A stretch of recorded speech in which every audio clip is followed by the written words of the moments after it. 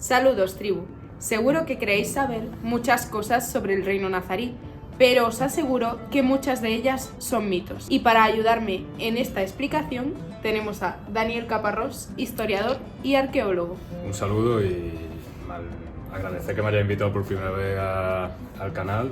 Y bueno, vamos a ver una serie de cuestiones relacionadas con la historia de Granada, en concreto sobre el reino nazarí durante la Edad Media, y vamos a ir destapando un poquito algunas cosas que bueno, tal vez tengamos que cambiar la forma de pensar.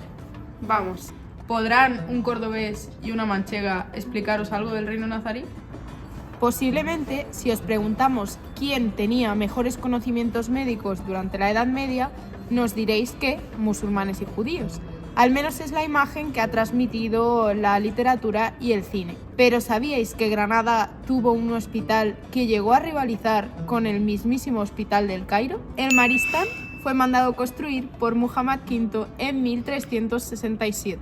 Lo hace como un acto para obtener el favor de Alá, porque evidentemente la limosna o la beneficencia, hacer cosas para los demás, es uno de los preceptos del Islam. Pero además lo hace para ganarse popularidad, para crear buena imagen entre sus gentes, ya que es un rey que necesita legitimar su poder. En este Maristán se creó además un modelo de cómo tratar la enfermedad, tanto física como mental, que más tarde fue imitado por cristianos. No solo los médicos y la maravillosa literatura médica que se generó en torno a él fueron importantes, sino que el propio edificio formaba parte del proceso de curación. Fue escogida la ubicación porque aquí circulaban aires frescos, vigorizantes y aromáticos, ya que los médicos pensaban que el buen aroma, la música, los espacios ajardinados, la paz mental eran claves para la recuperación. Y decidme ahora cuántos hospitales modernos tienen estas cosas. Este Maristán perseguía conseguir una ciudad sana y limpia, y por eso dedicaba también gran parte de sus esfuerzos a atender a gente de baja condición social. Además, comienzan a promoverse ideas y medidas para la salud urbana. En cuanto al tema de ese mito de la convivencia de las tres culturas en la Edad Media, es cierto que en la disciplina histórica ya se ha superado, pero en el ideario colectivo aún pervive. Más que una convivencia, deberíamos hablar de una coexistencia. Eso implica que hay momentos de paz y momentos de conflicto. Hay que entender la Edad Media como una época histórica muy extensa, muy compleja, donde se dan muchas realidades distintas. A veces cristianos combatirán con cristianos, a veces musulmanes combatirán con musulmanes y otras veces combatirán cristianos contra musulmanes. Eso es algo que veremos a lo largo de toda la Edad Media. En el caso de la convivencia entre judíos, cristianos y musulmanes, como digo, sí que pervive esa idea de ese falso mito, pero sería una coexistencia, ¿no? No siempre hay momentos de paz. Sí que es cierto que en el mundo islámico existe la dima, ¿no? Que hace que se respete a otras religiones del libro, pero eso no significa que estén exentos, por ejemplo, de impuestos o de vivir en barrios diferenciados. Hay casos, como en Granada, en el año 1066 hubo un ataque importante a los judíos. Es verdad que durante las primeras etapas del Andalus los judíos gozaron de mayor respeto, pero, por ejemplo, con la llegada de los almohades, muchos tuvieron que emigrar a reinos cristianos como Castilla y León. Por lo tanto, en definitiva, ver esto desde un sentido más amplio y no entender al Andalus como un crisol de paz y de cultura, sino que era un momento histórico como otro cualquiera, donde existía la violencia y también existía el entendimiento según el interés de cada parte. El reino de Granada llegó a abarcar las actuales provincias de Málaga, Granada y Almería, pero para 1492 ya había perdido casi todo su territorio frente a los cristianos. Pero retrocedamos un poco en el tiempo. El 25 de noviembre de 1491, Boabdil, el sultán de Granada, había firmado capitulaciones con los reyes católicos en el pueblo de Santa Fe. El reino de Granada no se había perdido solo por la guerra que tenían hace tiempo con los castellanos, sino que dentro había varios conflictos internos que habían debilitado el poder del reino nazarí, especialmente entre las familias más poderosas de la ciudad y el sultán. En 1482, Cegríes y Abencerrajes, dos de los linajes más importantes de Granada, estaban en pleno conflicto. El reino nazarí no estaba preparado para aguantar una situación de guerra tan larga, así que a partir de 1479 comenzó a perder territorio. Y Boabdil fue capturado por los cristianos en 1482, intercambiando su libertad por el vasallaje del reino nazarí hacia Castilla. Los ejércitos cristianos entraron a Granada el 2 de enero de 1492 por esta misma puerta, la Puerta de Elvira. Por lo tanto, fue una rendición pactada tras una guerra que había durado ya muchos años y un invierno tan crudo que había dejado a la ciudad desabastecida. Ese 2 de enero desapareció el poder musulmán en la península ibérica, pero la influencia de la religión y la cultura, eso fue otra historia. Ahora os lo contamos.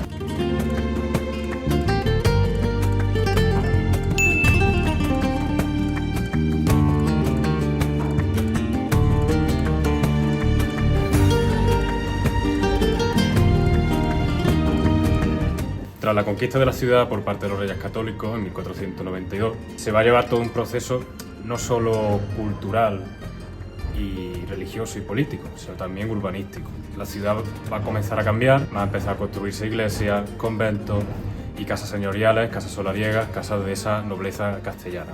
Un caso de ello puede ser toda esa evolución que tiene la zona del Darro, lo que era el antiguo barrio de Axaris en época islámica, también Santa María en la Alhambra, que es donde estaría la mezquita, y luego, muy conocido por todo, ese Palacio de Carlos V sería otro ejemplo de ello. Estamos hablando de los siglos XVI, siglo XVII. ¿Qué ocurre? Que a pesar de que haya este cambio hacia la cristianización de la ciudad, existe el tema de los moriscos, ¿no? Eran aquellos antiguos musulmanes que ahora se convierten a la religión cristiana. En cuanto a la pervivencia del mundo musulmán, lo seguimos viendo a nivel cultural y a nivel artístico, sobre todo en esa cuestión del mudéjar. A principios del siglo XVI hay una serie de bautismos obligados para los moriscos, con lo que todo eso va a conllevar una serie de cuestiones sociales que desembocarán en algunas protestas, revueltas, tanto en el Albaicín como en la segunda mitad del siglo XVI, hacia 1568, en la Alpujarra. Finalmente, tras el paso de los siglos, los moriscos serán definitivamente expulsados en 1609, bajo el reinado de Felipe III. Sí que es verdad que ya se venían desplazando desde una zona de la península a otra, pero esta será como la definitiva expulsión.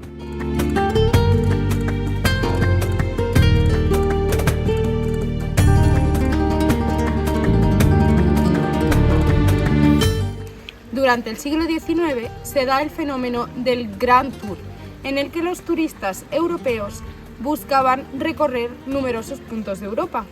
Y digamos que España no formaba parte de ese tour, pero la gente venía a Andalucía en busca de ese exotismo que no encontraban en el resto de Europa, esa tierra de las 1001 noches. De hecho, Andalucía fue considerada como la parte más exótica de Europa, incluso pintoresca, llegando a decir que África empezaba en Despeñaperros.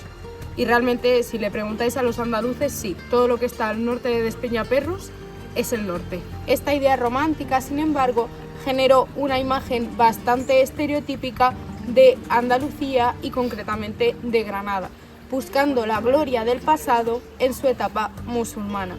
Y por supuesto, tomando todos estos toques orientales que realmente no le pertenecían para generar esta imagen que ahora tanto conocemos. Por un lado despertó esta imagen estereotípica y por otro un sentimiento de nostalgia por parte de las comunidades que en aquella época habían tenido que dejar Andalucía. Es decir, sobre todo sefardíes y musulmanes que vivían generalmente o en el norte de África o en Grecia o en Turquía principalmente. Toda esta idea romántica configuró en parte la estética de la ciudad de Granada, haciendo hincapié en el mantenimiento de esta estética oriental y árabe que tanto vemos hoy en día en todo tipo de postales y souvenirs y que sin duda relacionamos con Granada. También, fruto de todo este imaginario, tenemos un libro precioso, Los cuentos de la Alhambra, de Washington Irving.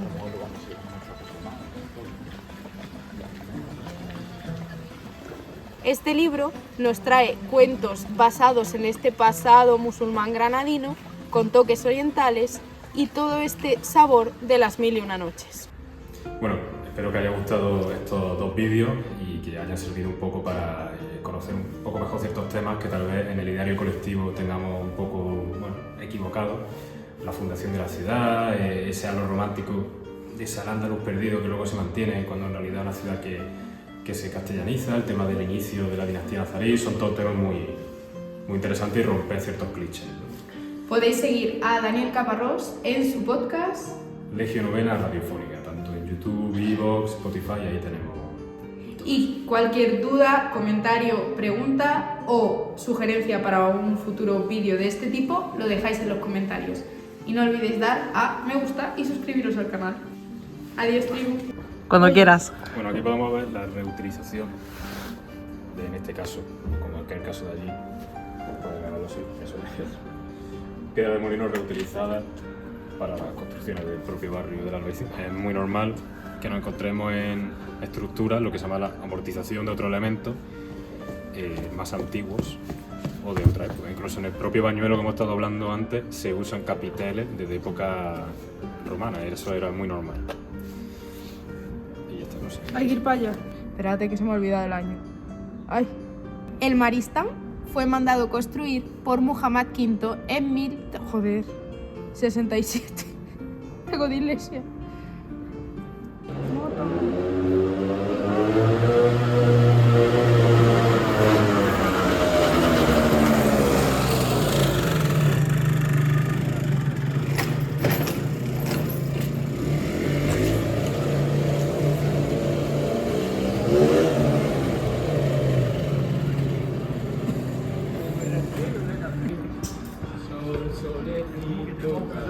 Además, se promovían ideas de...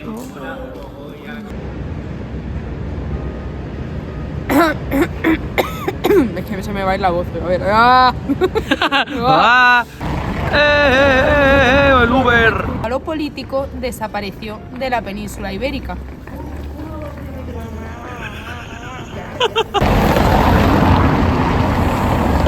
Exigimos calle Elvira peatonal.